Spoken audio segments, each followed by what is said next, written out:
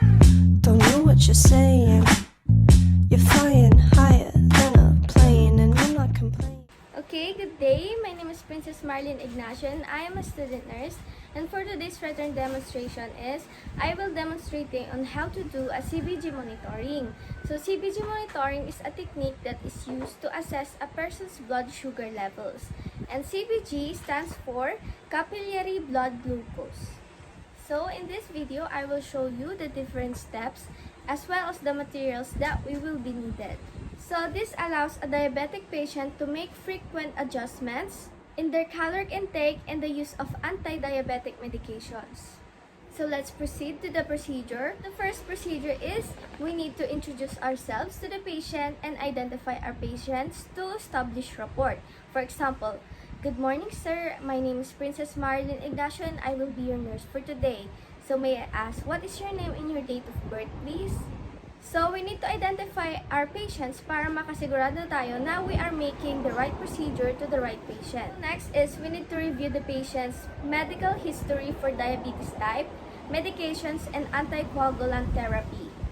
Next procedure is we must determine if the procedure needs a special timing. For example, before or after meals, because blood glucose monitoring is done prior to meals, and the administration of anti-diabetic medications. And the test must be scheduled at the very specific intervals.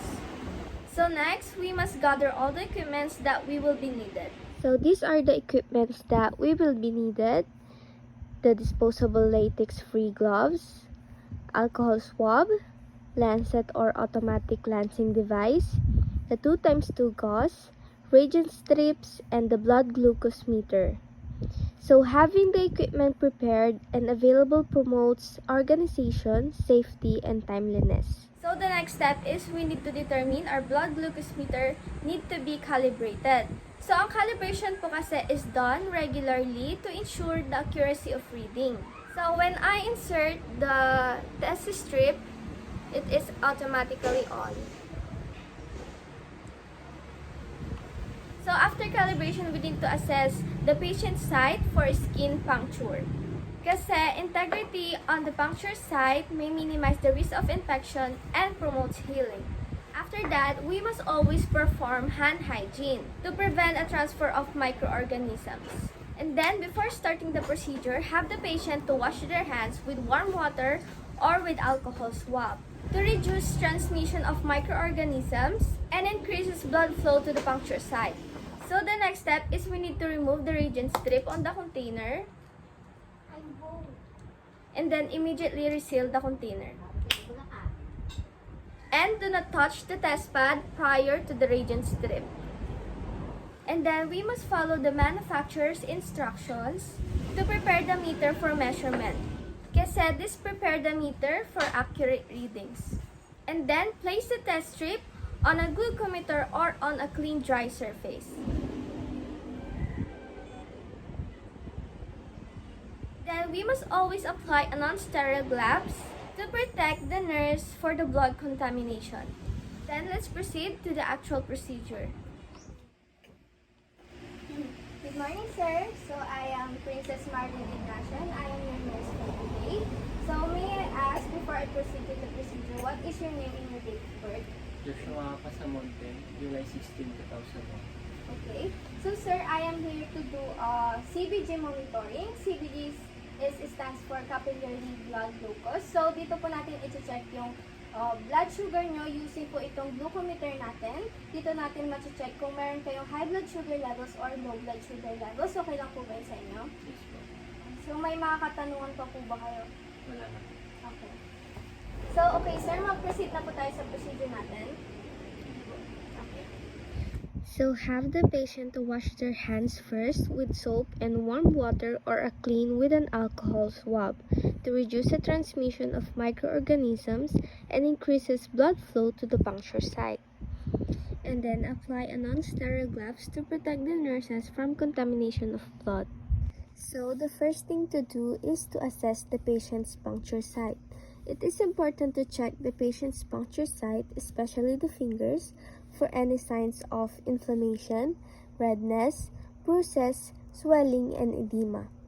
It is important to check for this because these are the particular signs that we want to avoid if we want to conduct a CBG monitoring. And keep the area to be punctured in a dependent position and do not massage the puncture site.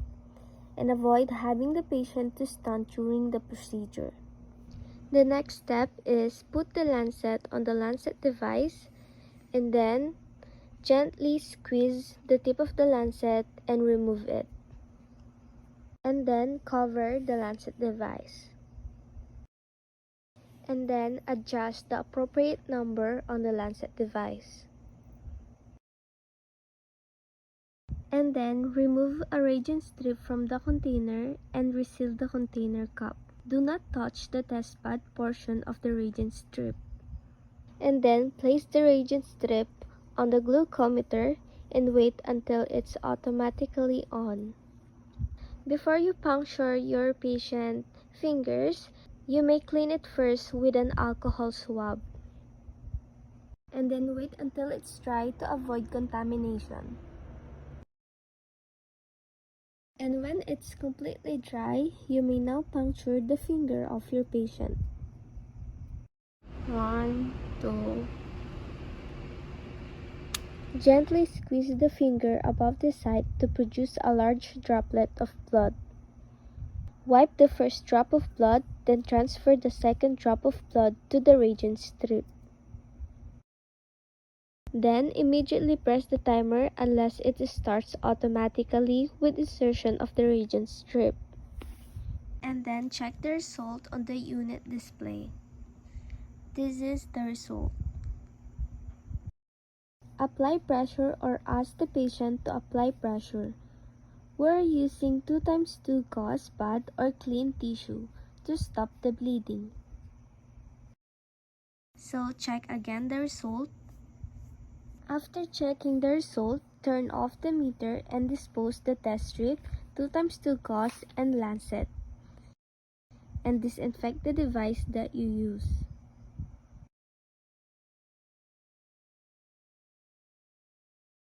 After that, remove gloves to reduce the transmission of microorganisms and perform hand hygiene. And the next step after that is we need to review the test result to the patient kasi this promotes the patient's participation in healthcare. And then after that, the last step will be we must document the result kasi the result will be used to determine the patient's treatment plan.